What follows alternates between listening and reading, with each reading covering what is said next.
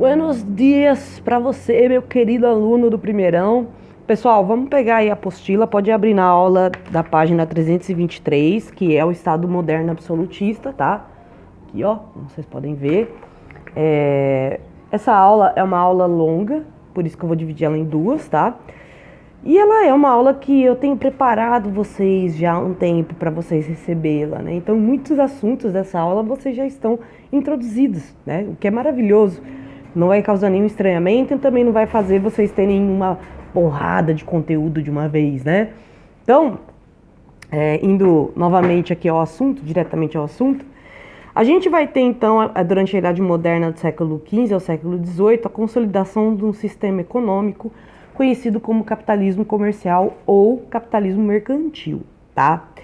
Uma das características do capitalismo, logo que ele se inicia, é a concentração de riquezas, que acaba acarretando na concentração de poder. Então não vai admirar a gente, principalmente quem estuda humanas de um ponto de vista mais marxista, né, de um ponto de vista mais econômico, que assim que surgem essas monarquias que têm grande poder econômico, automaticamente elas vão ter grande poder político, porque uma coisa leva a outra, né? Se você é uma pessoa que tem muito poder econômico numa sociedade, você acaba influenciando nos processos políticos dela até hoje, né? Até hoje. Não é à toa que muitos países têm programas de distribuição de renda e tributação, geralmente focados em não fazer pessoas extremamente ricas, pois eles sabem que fazer pessoas extremamente ricas acarreta em pessoas com extrema força política, com grande desdobramento político, social, entre outras palavras.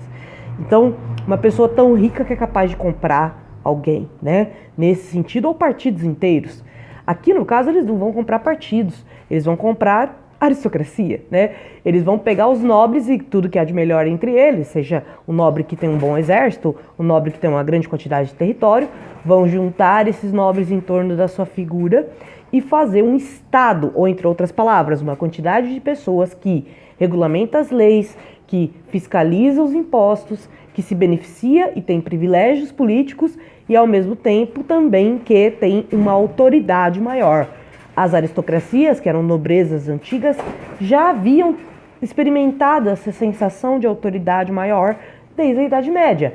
A diferença é que agora eles vão experimentar uma autoridade maior, porém sobre o comando de um rei. Então o rei vai ter controle também sobre a nobreza, e isso é uma característica moderna.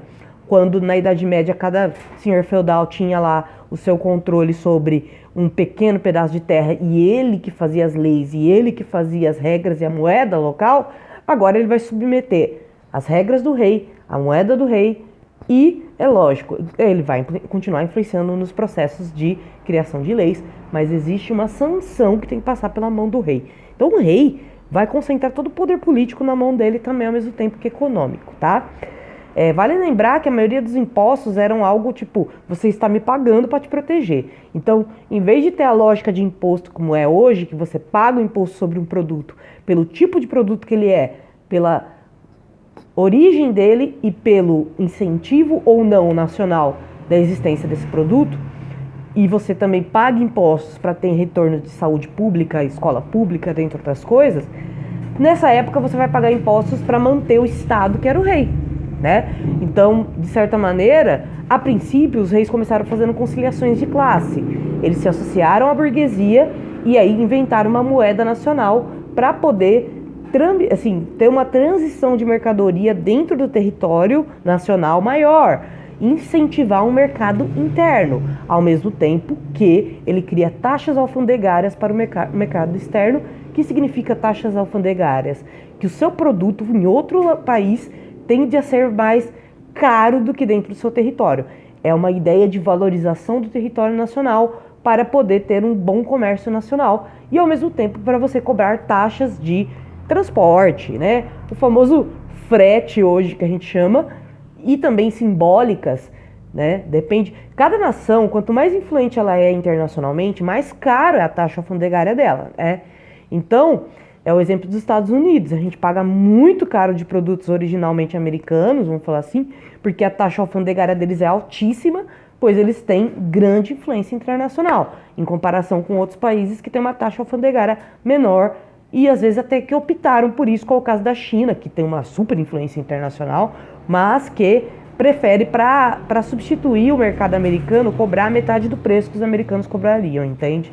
Então, são várias estratégias diferentes aí de comércio atual, mas que elas vão surgir aí na formação dessas monarquias, e que é o início do capitalismo. Então, a gente entendeu o que é o capitalismo, esse sistema econômico hegemônico, né, atual, que é global, que está em vários outros países, né, e que se desdobra de maneira parecida, mas cada país tem a sua peculiaridade também, digamos assim, a gente só entende ele a partir do seu início, do seu princípio, e inclusive a gente vai entender as suas contradições também nesse começo, tá? Até aí tudo bem, a gente pensando que por burguês ficou mais fácil comercializar, né? As casas de câmbio vão fazer parte da criação do valor da moeda real aí no caso não é o real brasileiro, mas essa moeda ligada às monarquias, tá? E eles vão basicamente organizar o comércio a partir da organização da moeda, né? Da criação de uma moeda e entrepostos nacionais, que são os impostos, dando um pouco mais de segurança para essas famílias burguesas, pois elas não vão ter mais aquela cobração de taxas absurdas só por estarem passando por território de nobres ou até situações que eles eram atacados, né, pelos nobres para eles pegarem as mercadorias deles e contrabandear, entre outras palavras, né? Então, continuando,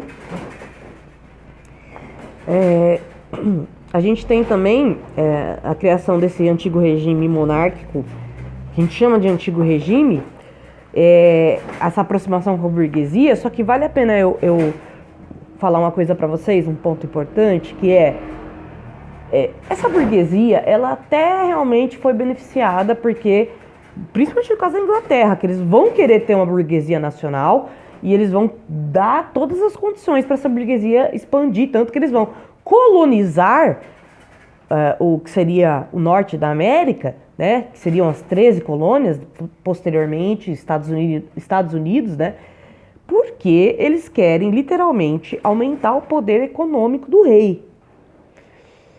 Não foi todo burguês que se safou disso, né? Que realmente se sentiu privilegiado por isso. Tanto que no caso da França, a burguesia, ela não vai sentir tantos os efeitos da monarquia. Os efeitos que ela vai sentir vão ser ruins, na verdade, né?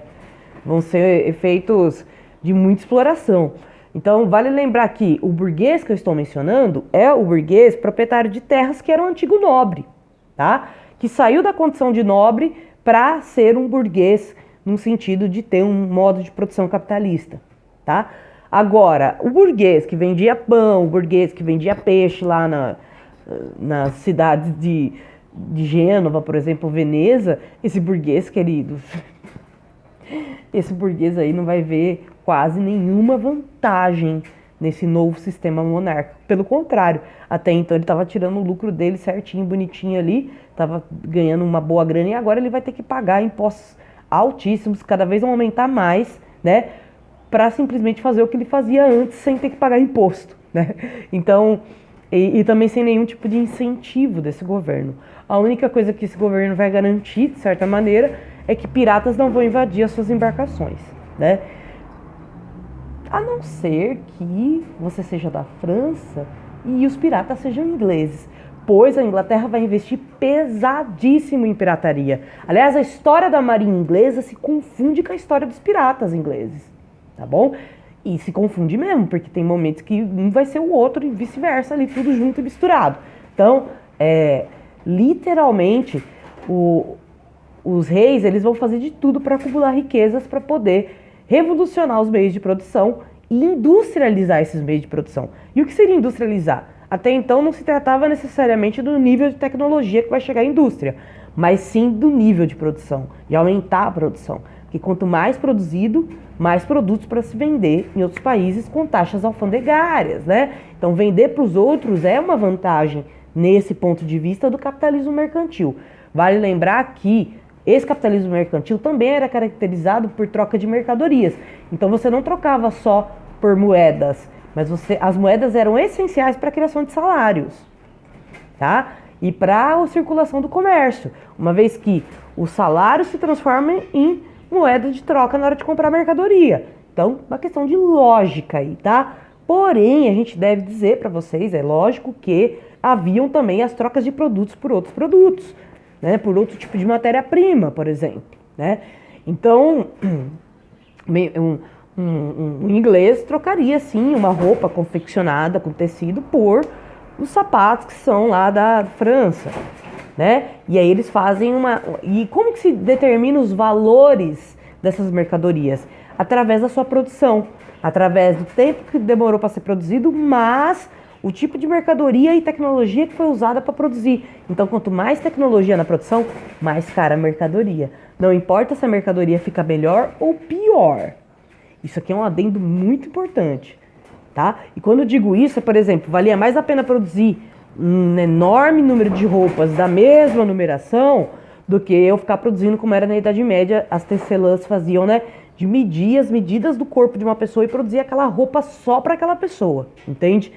Então, assim, a ideia é produzir mais para vender mais, porém não na mesma qualidade que seria produzir individualmente. Então, perde um pouco a qualidade aí do produto porque ele perde essa personalização.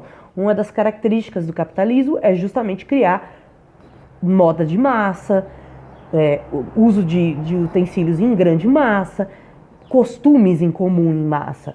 Tanto que o capitalismo, uma das medidas do capitalismo é a colonização dos povos que não estão acostumados àquele tipo de produção, àquele tipo de demanda. Então eles colonizam para se haver a necessidade. Então você vem para o Brasil e veste o índio.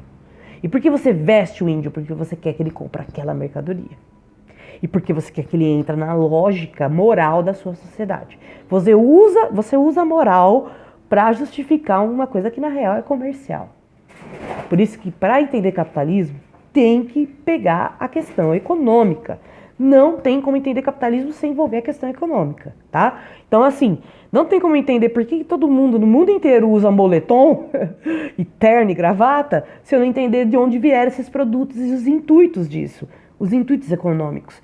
Então o terno e a gravata são lógicos de serem usados no Rio de Janeiro em pleno verão, quando a cidade faz sensação térmica de 50 graus, não fazem o menor sentido. Porque não é um tipo de tecido que te protege do calor necessariamente, ele pode te causar mal-estar, porque ele te deixa muito quente, ele aquece demais o seu corpo. Não é que nem uma túnica, que protege e ao mesmo tempo ela é um pouco mais fresca, né? É um tecido mais grosso o terno, né? É um tecido próprio para o sul, pro norte do mundo, não para o sul do mundo como a gente vive. Mas a gente usa porque é uma lógica de venda de produto. E trata-se aqui não da gente escolher o que a gente quer comprar, mas do produto escolher a gente. Então, outra característica do capitalismo é essa coisa louca que o Marx chama de alienação e fetichização da mercadoria. A mercadoria é mais humana do que eu. Então, é a mercadoria que me escolhe e não eu que escolho ela. É a mercadoria que eu tenho que me encaixar na mercadoria e não ela me encaixar em mim. Então, se eu não achar uma roupa do meu número, eu tenho que, sei lá, perder peso ou ganhar peso, depende do tempo histórico, para poder caber naquela roupa. A partir de agora, os produtos não são feitos para nós, mas nós somos feitos para os produtos. Isso é muito louco. Essa inversão que o capitalismo fez durante o absolutismo moderno, tá?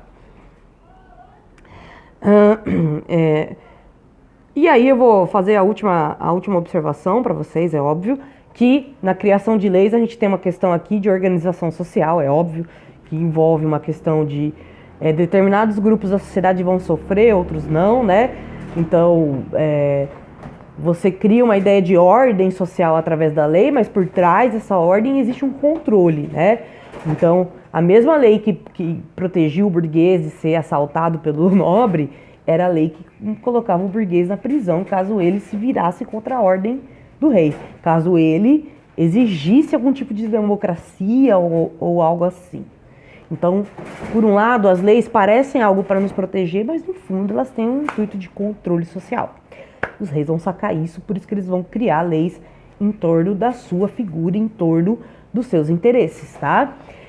Também vale lembrar que havia um protecionismo muito grande, que é essa lógica que eu falei de o meu produto no meu país é mais barato porque ele é protegido da influência de outros países e também ele é protegido, entre aspas, pelo rei e pela burguesia nacional, que tende a fazer um pacto comercial comigo de vendas ou de produção, né?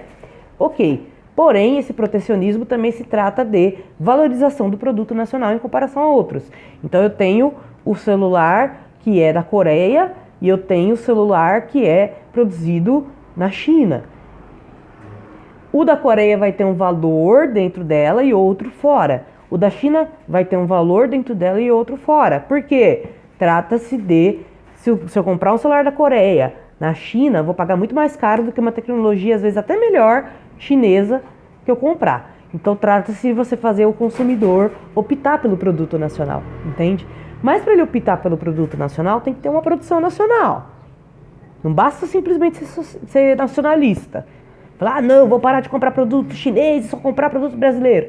Mas tem tecnologias que não são produzidas aqui. E aí, o que a gente vai fazer?